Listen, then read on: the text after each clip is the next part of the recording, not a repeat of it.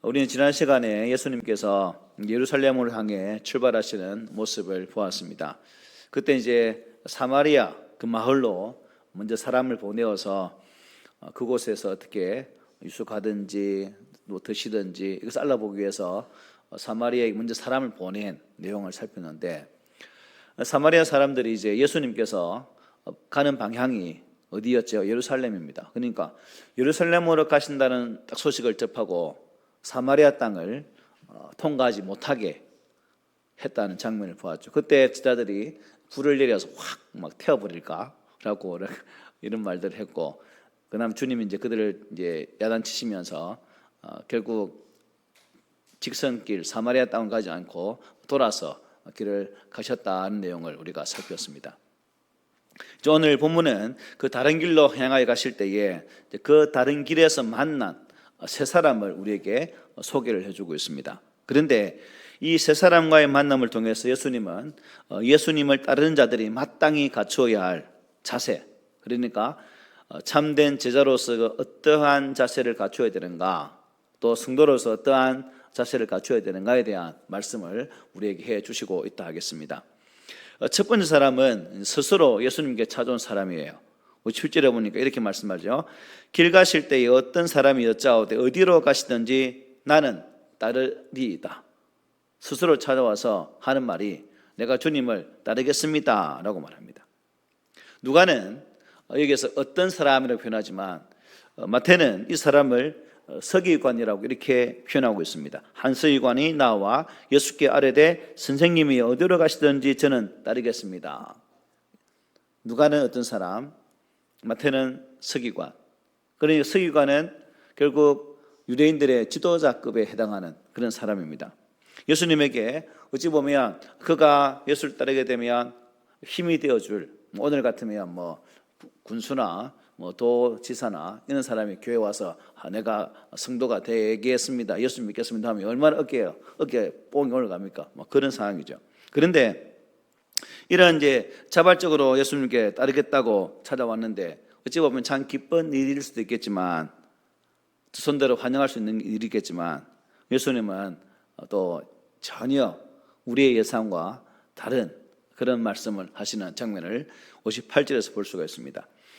예수께서 이르시되 여우도 굴이 있고 공중의 새도 집이 있을 때 인자는 머리 들 곳이 없도다 하시고 라고 말씀하셨어요. 인자가 누구예요? 사람의 아들, 결국 예수님을 가리키는 말씀이죠.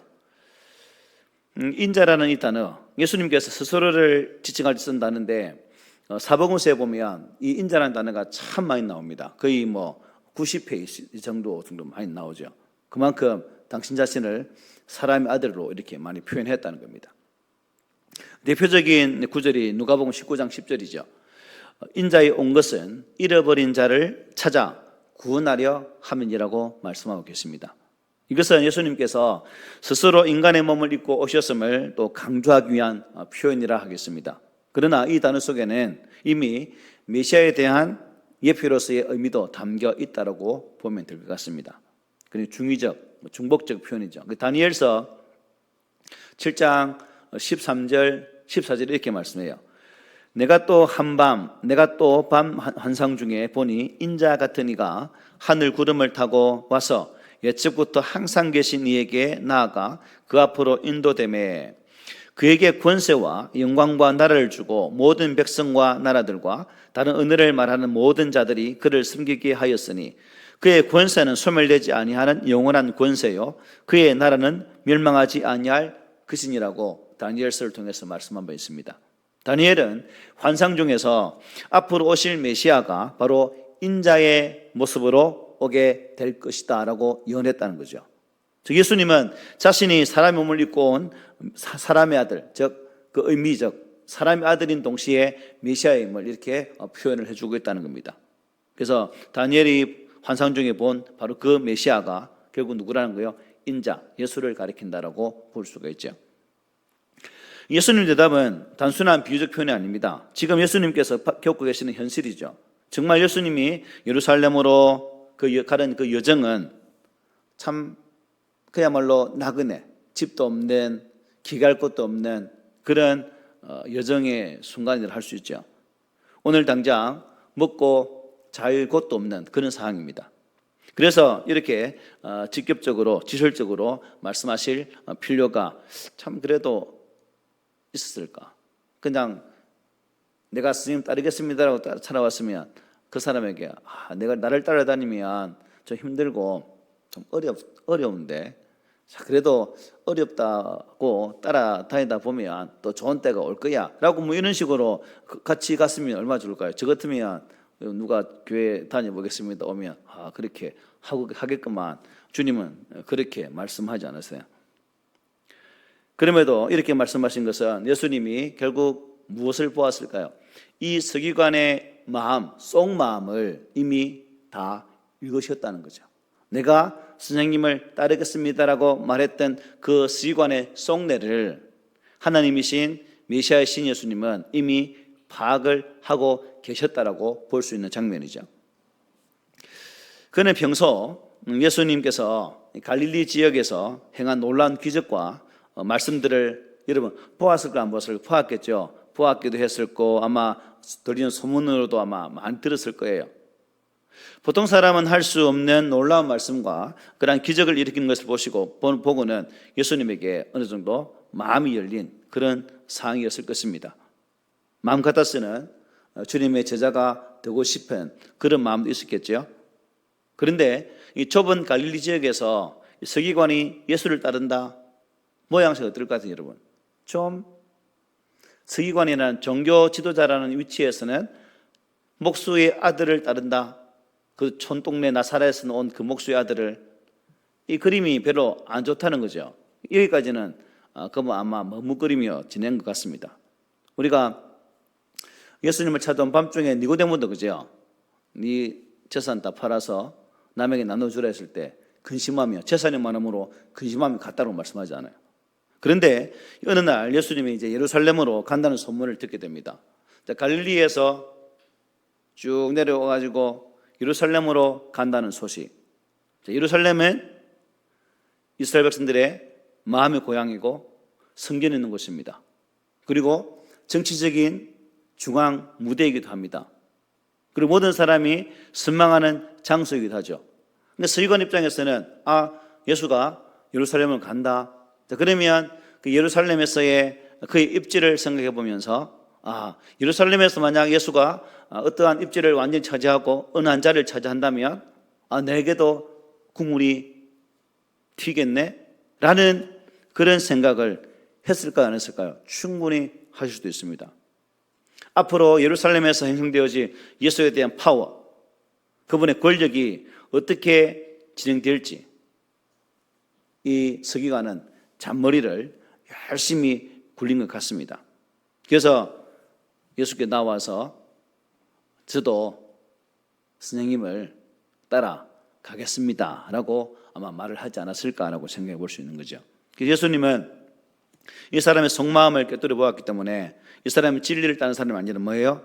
정치적인 욕망, 자신의 야망을 쫓아서 예수를 따른다고 말했기 때문에 주님은 그의 마음을 알았다는 겁니다. 그래서 이 사람에게 예수님을 따르는 제자들이 반드시 취해야 할 자세 그리고 그 태도가 무엇인지를 다시금 말씀해 주고 있는 겁니다.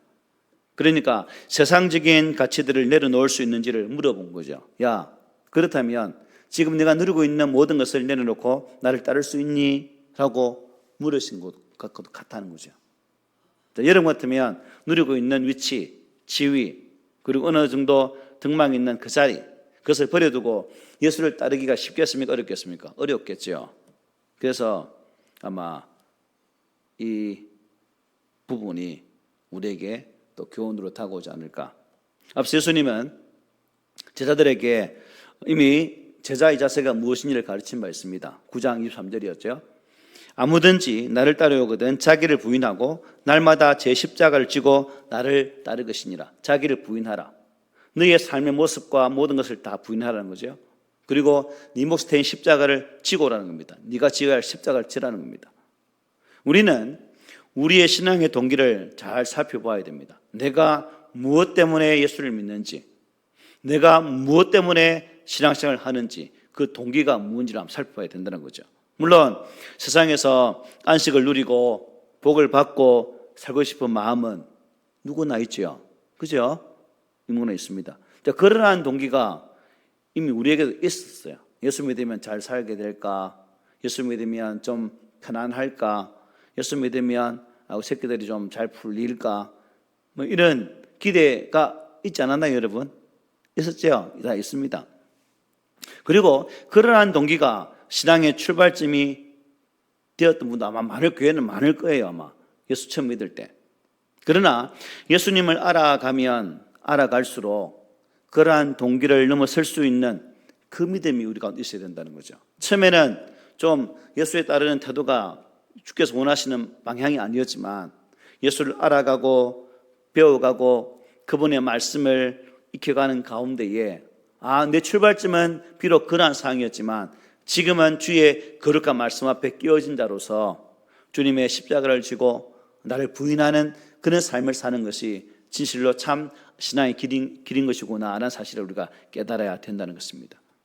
예수의 가르침은 기복적인 신앙을 통해서 온전히 복만을 추구하는 삶이 아닙니다. 예수를 따르면 복만 있는 것이 아니라 분명한 고난 또한 따르게 되어 있다는 거죠.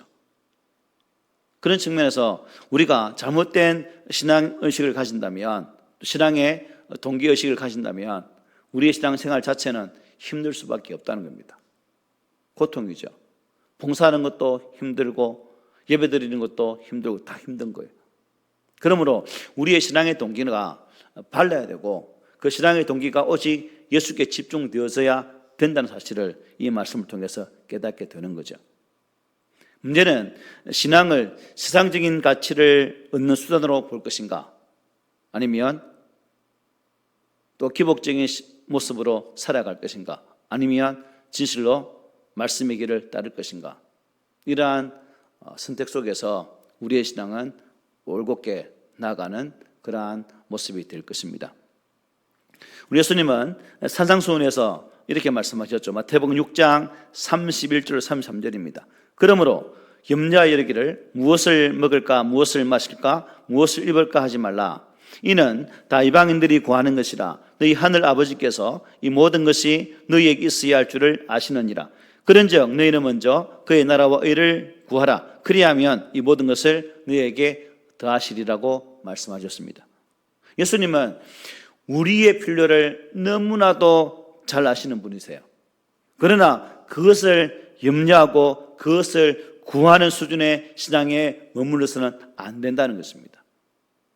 이 땅의 것을 추구하는 것으로 살아서는 안 된다는 거죠. 예수님께서 전하시고자 했던 하나님이 다스리시는 나라를 세우기 위해서 우리가 부름을 받았음을, 그것이 곧 나의 소명인 것을 온전히 받아들이는 자세가 우리에게 필요한 거죠.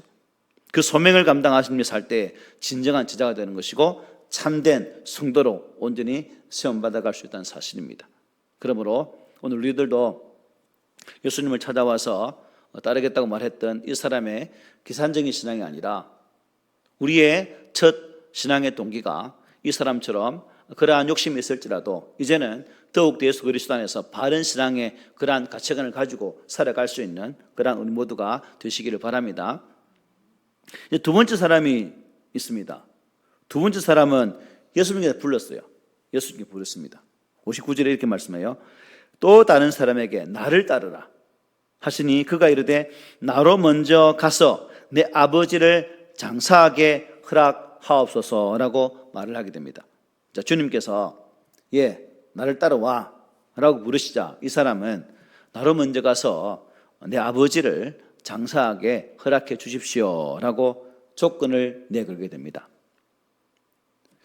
여러분 입장 같다면 충분히 예수님이 허락하실 만하지 않습니까? 아버지가 죽을 때 됐나? 그러면 장사하고 해야지. 이게 우리 인간적인 정의에서 그죠? 부모에 대한 태도가 아닙니까? 그런데 본문에는 없지만 아마 그 이면에는 또 다른 아마 내용들이 있는 것으로 보여집니다. 사실 아버지의 장례는 우리 살아가는 중에 참 중요하지만 예수님께서 보았을 때는 그 상황이 그렇지 않았다는 거죠. 이어지는 여러분 60절 보십시오. 대답이 자꾸 이상해집니다.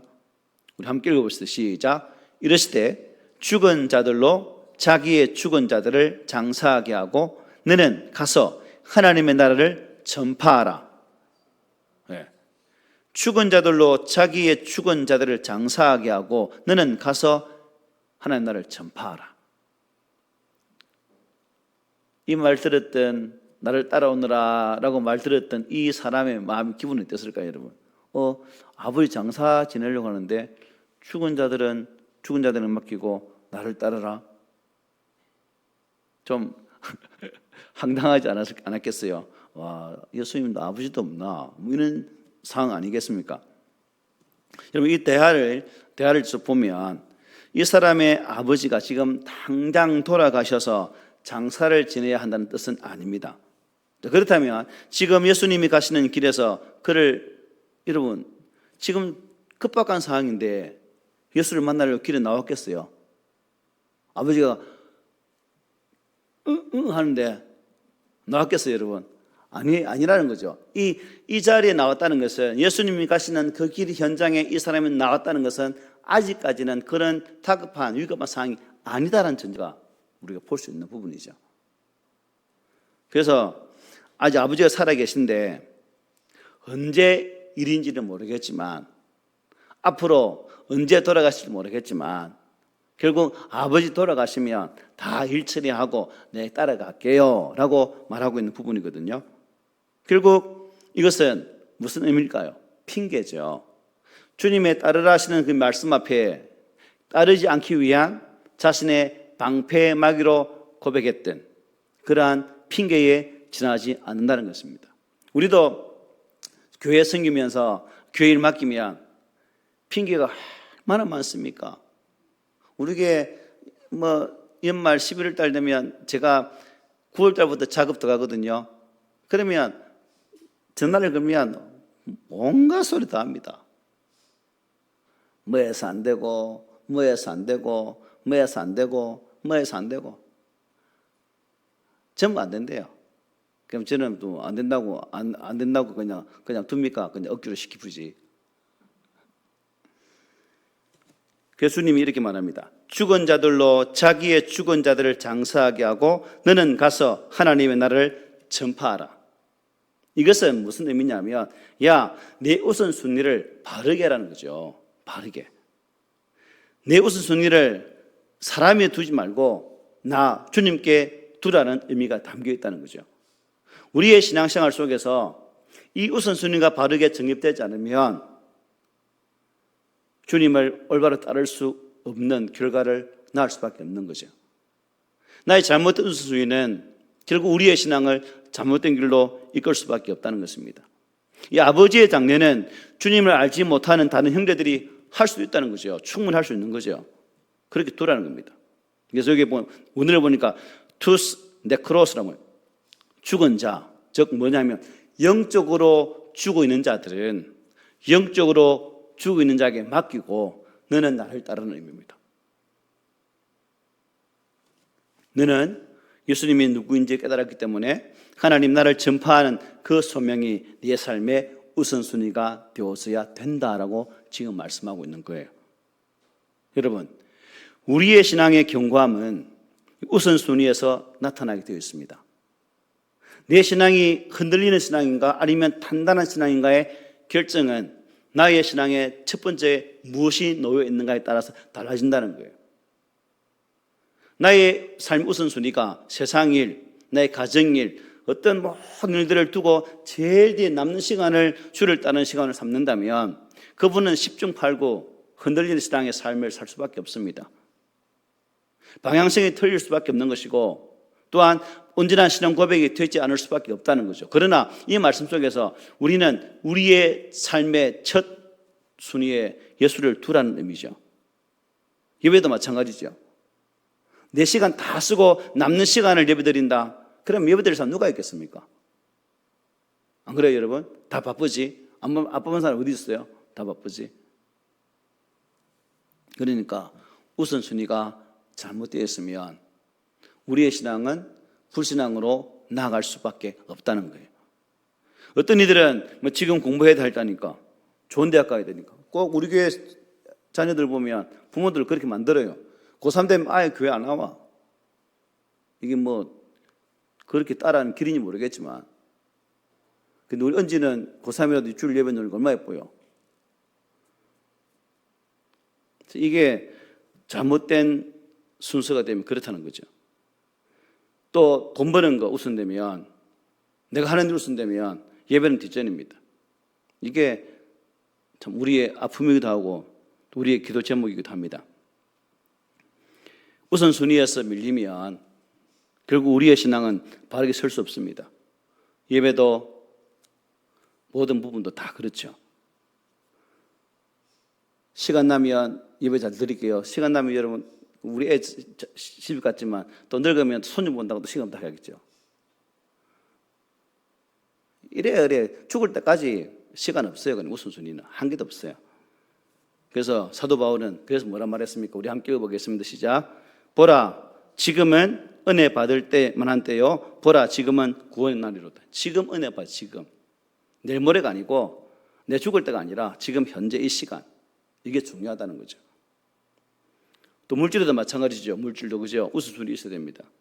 먼저 하나님 것을 구별하고 쓰십시오. 쓰고 남은 것으로 헌금하다 보면 헌금 못합니다.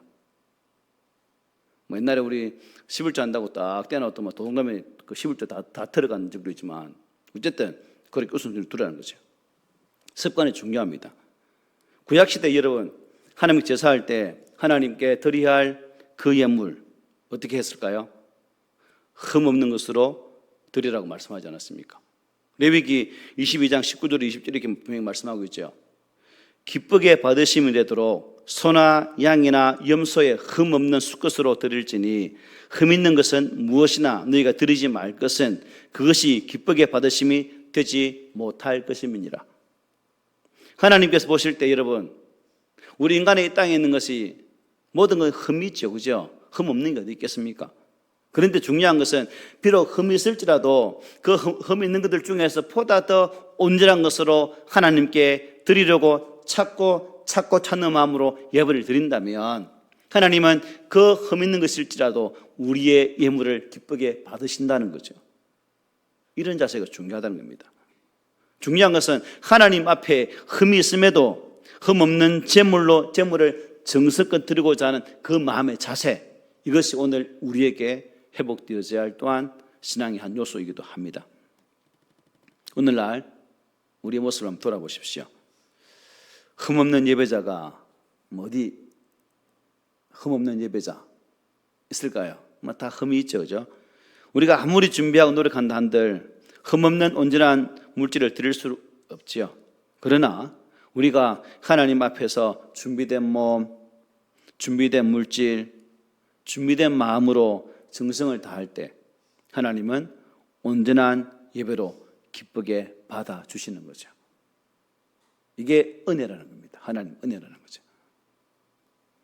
바라기는 바쁜 현대인의 일상 속에서 해야 할 일이 참 많고 가야 할 곳도 참 많지만 하나님을 향한 이 우선순위가 바로 뒤로 밀리지 않도록 우리의 신앙을 잘 단도리 하는 그런 은혜가 있기를 바랍니다. 이제 세 번째 사람입니다. 세 번째 사람에게도 주님은 뭐라 말하냐면 나를 따르라 라고 말씀하죠.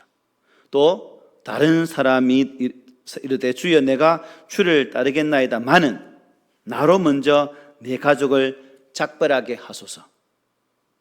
따를 것인데 가족 좀 작별하고 오면 안 되겠습니까? 라고 말하고 있습니다. 이 또한 허락해 줄 수 있는 정당한 이유로 보이죠. 하지만 이것도 아닙니다. 주님 반응 보십시오. 62절에 우리 함께 읽어봅시다. 시작.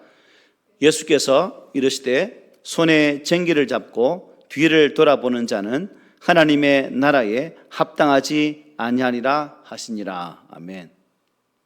예수님은 목수의 아들이셨지만 시골 출신밖에 농사일도 아마 잘 알고 계신 것 같아요. 농사와 관련되어진 한 가지 비유를 들어서 지금 말씀하고 계십니다. 소를 앞세우고 쟁기를 잡고 따라가면 집사님은 다 해봐 알겠네.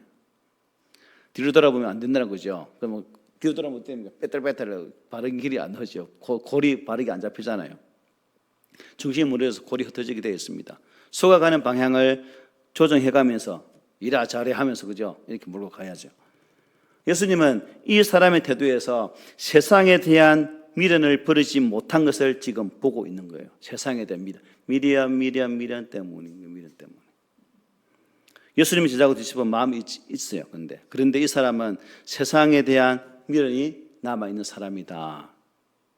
주의 일을 하면서도 자꾸 뒤를 돌아보고 계산하고 이해득실을 따지는 그런 사람. 예수님은 이런 사람은 하나님 나라에 합당하지 않다라고 분명히 말씀하셨어요. 예수님의 제자들은 예수님의 이 부르심을 받았을 때 즉시 따랐죠. 그죠? 그물을 버려두고 가정도 버려두고 따랐습니다. 베드로와 야고보와 요한은 고기 잡는 배를 버려두고 예수를 따르지 않았습니까?